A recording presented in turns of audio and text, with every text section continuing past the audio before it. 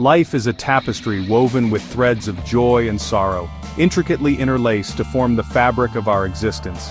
Each thread, whether bright or dark, contributes to the overall pattern, creating a complex and beautiful design that tells the story of our lives. Pleasure and pain are the contrasting colors that bring vibrancy to this tapestry. We experience moments of exhilaration and delight, where our hearts soar with happiness and everything seems perfect.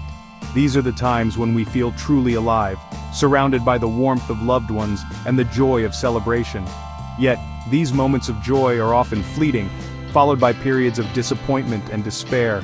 The sorrow we feel can be as intense as the joy we once experienced, casting a shadow over our hearts. This constant fluctuation between opposites is the very essence of our existence in the material world. It is a cycle that we all go through regardless of our circumstances. But how often do we pause to contemplate the nature of these experiences? We chase after happiness with unwavering enthusiasm, believing that it is the ultimate goal of life. We immerse ourselves in activities and relationships that promise joy, hoping to capture and hold on to it forever. However, the inevitable pangs of sorrow remind us that joy is transient.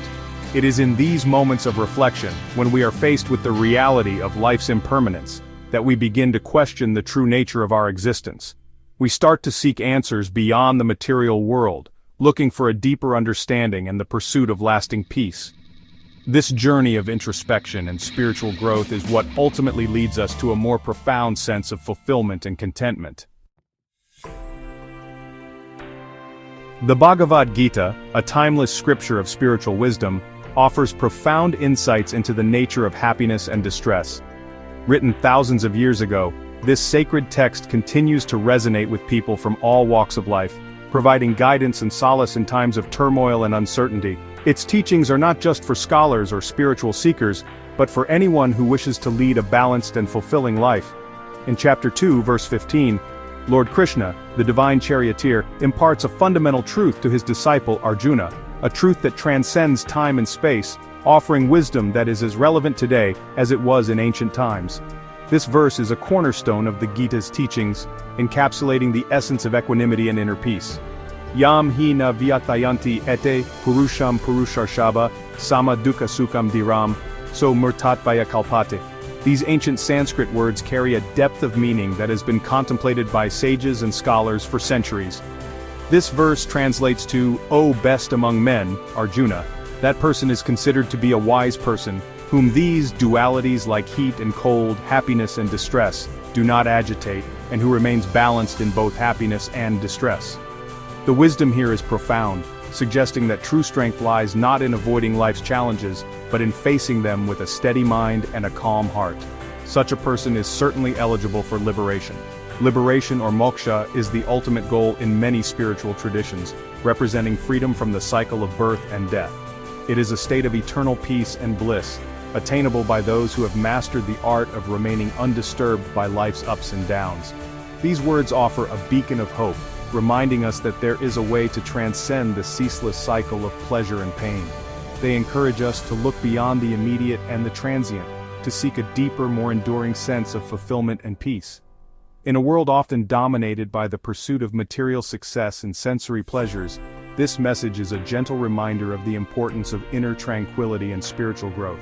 By understanding the transient nature of these dualities, we can begin to loosen their grip on our hearts and minds. This understanding is not just an intellectual exercise, but a practical approach to living. It involves cultivating mindfulness, practicing meditation, and developing a sense of detachment from the highs and lows of life. Through these practices, we can achieve a state of inner balance and harmony, allowing us to navigate life's challenges with grace and wisdom. Happiness and distress, like two sides of the same coin, are inseparable aspects of the human experience. Just as day turns into night, and summer gives way to winter, so too do moments of joy inevitably fade into sorrow. This is the law of nature, the ebb and flow of life. To cling to happiness is to invite suffering, for we grasp at something that is inherently impermanent. Similarly, to wallow in sorrow is to prolong our pain, for we fail to recognize its temporary nature. The pursuit of happiness is an intrinsic part of the human condition. We are wired to seek pleasure and avoid pain, to strive for fulfillment and contentment. This desire for happiness is not inherently wrong, it is a natural impulse that drives us forward in life. However, when we solely seek happiness in the external world, in material possessions, sensory pleasures, and fleeting achievements, we are bound to be disappointed. True happiness cannot be found in the transient objects of the material world.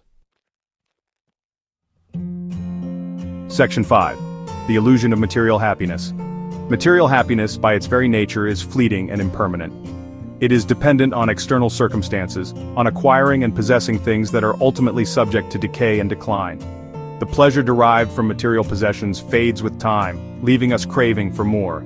The satisfaction derived from sensory pleasures is equally ephemeral, lasting only as long as the experience itself. When we chase after material happiness, we are chasing after an illusion, a mirage in the desert that disappears upon closer inspection. Section 6. Divine Happiness and Eternal Bliss. In contrast to the fleeting nature of material happiness, there exists a higher form of joy, divine happiness. This bliss is not dependent on external circumstances or material possessions. It arises from within, from a deep connection with our true nature. Divine happiness is infinite, permanent, and ever fresh. It is not subject to the fluctuations of the material world. It is a state of pure joy, peace, and contentment that transcends all dualities. Section 7. Equanimity, the key to liberation.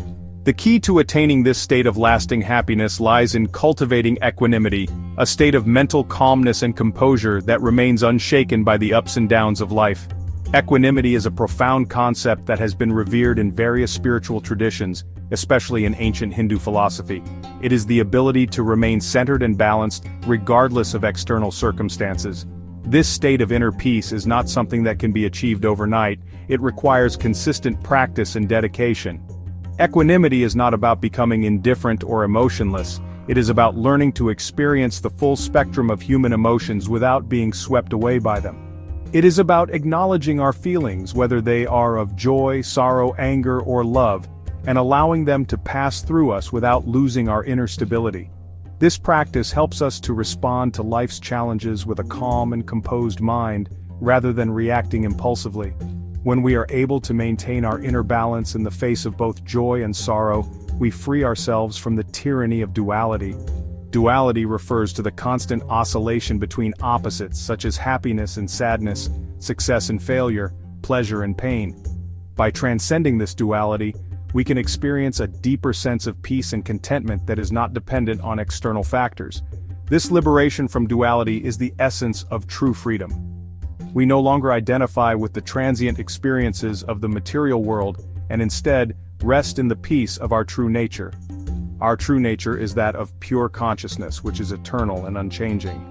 By cultivating equanimity, we align ourselves with this deeper aspect of our being, allowing us to navigate the complexities of life with grace and ease. This journey towards equanimity is a lifelong process, but with patience and perseverance, it is attainable for everyone. Section 8. Cultivating Equanimity. Cultivating equanimity is a gradual process that requires patience, perseverance, and self-awareness. It involves training the mind to detach from its habitual patterns of clinging and aversion. Through practices such as meditation, mindfulness, and selfless service, we can gradually weaken the grip of our desires and aversions. As we progress on the spiritual path, we begin to experience a deep sense of peace and contentment that arises from within. We realize that true happiness is not something to be sought after. It is our inherent nature, always present beneath the surface of our fluctuating emotions. Section 9. The Path to True Freedom. The Bhagavad Gita's message is clear. True liberation lies in transcending the duality of happiness and distress. By cultivating equanimity, we free ourselves from the shackles of our desires and aversions and awaken to the boundless joy that resides within. This is the path to true freedom, a state of lasting peace, bliss, and liberation from the cycle of birth and death. It is a journey that requires courage, dedication, and unwavering faith in the power of our own true nature.